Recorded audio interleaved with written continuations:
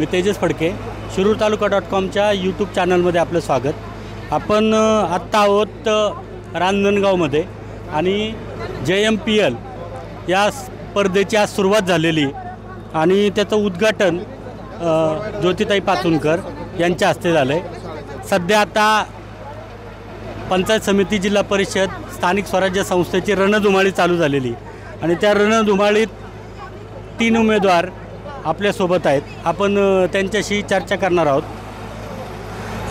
प्रथमतः मला सांगा की दरवर्षी क्रिकेट स्पर्धा भरवल्या जातात आणि कोणती स्पर्धा असेल, बैलगाडा स्पर्धा असेल, क्रिकेट स्पर्धा असेल, आपल्या कुटुंबाकडून त्याला पाठिंबा दिला जातो, तर त्याविषयी काय सांगा?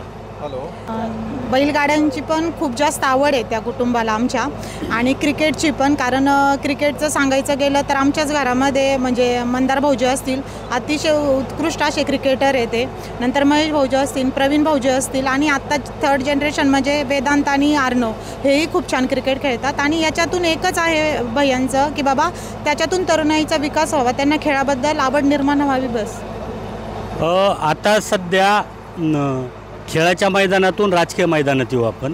तुम्ही पहिल्यांदाच निवडणुकीला सामोरे जात आहे, तुमचं राजकीय जी पार्श्वभूमी आहे तुमच्या कुटुंबाची, पण तुम्ही स्वतः मैदानात पहिल्यांदा उतरता, काय सांगाल? काय अनुभव आहे? अनुभव तसा ॲक्च्युली माझ्या माहेरी म्हणजे राजकीयच घराणं आहे, त्याच्यामुळे राजकारण, समाजकारण हे काय माझ्यासाठी नवीन गोष्ट नाही आहे। पण भैयांच्या म्हणजे एक म्हणता ना की बाबा त्यांना पाठिंबा देणं किंवा त्यांच्याबरोबर खंबीररित्या उभं राहणं, इथून मागं पडद्यामागची भूमिका होती। आता पडद्यामागं भैया गेले आणि भैयांनी पुढे हे केलं, एवढंच म्हणावं लागेल। आणि जेवढे होता येईल तेवढं राजकीय याच्यातून समाजकार्य काय करता येईल भैयांच्या दृष्टीने ते नक्कीच करेल। तुमचा निवडणुकीचा अजेंडा काय असणार आहे? लोकांपुढं काय नक्की घेऊन जाणार आहे तुम्ही? अजून काय भैयांच्या म्हणजे वळसे पाटलांच्या मार्फत भैयां थ्रू किंवा अजून काय विकास कामे आपल्या गटामध्ये करता येईल हा अजेंडा असणार आहे। आणि त्यातल्या त्यात बाबा जेवढे काही विकास कामे असतील ती म्हणजे काय असतील सगळे तेवढे पण साहेबांच्या मार्गदर्शनाखाली आपण आपल्या भागासाठी नक्कीच खेचून आणू। धन्यवाद। याच्यानंतर आपल्यासोबत आहेत पंचायत समितीच्या उमेदवार, ज्या पहिल्या कारेगावच्या सरपंच राहिलेल्या आहेत। मला सांगा, तुम्ही 5 वर्ष कारेगावच्या सरपंच होत्या आणि तुम्हाला राजकीय पटलावरचा बऱ्यापैकी अनुभव आहे।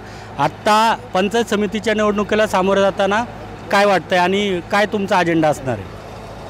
म्हणजे खूप आनंद होत आहे की बाबा सुरुवातीला सरपंच म्हणून मी गावामध्ये काम केलं, त्याचा अतिशय चांगल्या प्रकारे मला अनुभव आला, तर त्या अनुभवाचा उपयोग आता मला पंचायत समितील गावांमध्ये विकास कामे करण्यामध्ये होईल। तर नक्कीच अतिशय उत्तम प्रकारे काम हे आमच्या सर्वांच्याच माध्यमातून केलं जाईल। तुम्ही इंस्टाग्रामवर पण खूप फेमस आहात किंवा तुमची अनेक भाषणं गाजलीत, तर आत्ता प्रचाराला तुम्ही काय म्हणजे तुमचं नक्की व्हिजन काय असणार आहे प्रचाराचं? मला सोशल मीडियाच्या माध्यमातून किंवा जे आपले वरिष्ठ आहेत राष्ट्रवादी काँग्रेस पार्टीचे ज्येष्ठ सर्व नेते आणि युवा वर्ग, तर सर्वांकडूनच अतिशय चांगल्या प्रकारे आशीर्वाद मला मिळत आहेत। तर मी माझं भाग्य समजेल की आणि नक्कीच जनता देखील मला त्याच पद्धतीने येणाऱ्या काळामध्ये आशीर्वाद देईल। कारेगावमध्ये जसं अनेक प्रकारची विकास कामं आम्ही केली, तर त्याच प्रकारची कामं इतर देखील गावांमध्ये करण्याचा माझा अजेंडा असेल। धन्यवाद। आपल्यासोबत अजून एक पंचायत समितीचे उमेदवार आहेत, आपण त्यांना विचारणार आहोत की आत्तापर्यंत तुमचा जो राजकीय प्रवास होता त्याबद्दल थोडं आम्हाला सांगा। माझा राजकीय प्रवास म्हणजे मी स्वतः 3 वर्षापूर्वी मी रांजणगाव युथ कार्यकारी सोसायटीवरती ह्या माझ्या सर्व नेते मंडळी असतील, माझे सर्व सहकारी असतील, यामध्ये माणिक खेडकर सर आहेत,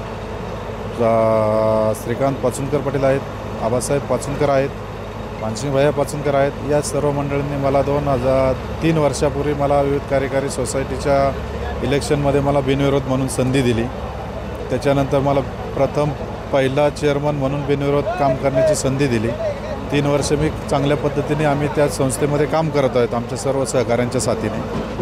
आणि माझे राजकीय पार्श्वभूमीमध्ये माझे वडील ग्रामपंचायत सदस्य होते, माझे वडील सोसायटीचे चेअरमन म्हणून काम केलेलं आहे आणि आता मला पण ती संधी चेअरमन म्हणून काम करण्याची संधी मला ह्या मागच्या 2-3 वर्षामध्ये मिळालेली आहे।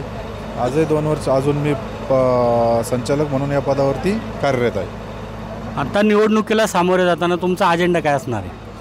निवडणुकीला सामोरे जात असताना आम्ही वळसे पाटील साहेबांच्या माध्यमातून, मानसिंगभाई यांच्या माध्यमातून जिल्हा परिषद आणि पंचायत समिती या दोन्ही सहकारी संस्थांच्या स्थानिक स्वराज्य संस्थांच्या मार्फत जी काही कामं असतील ती कामं करण्याचा निश्चित प्रयत्न करल.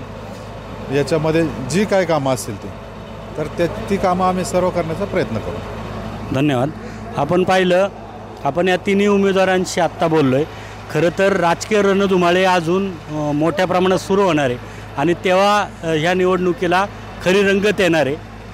थोड्याच दिवसात आपल्याला रांजणगाव गटात ही रंगत पाहायला मिळणार आहे.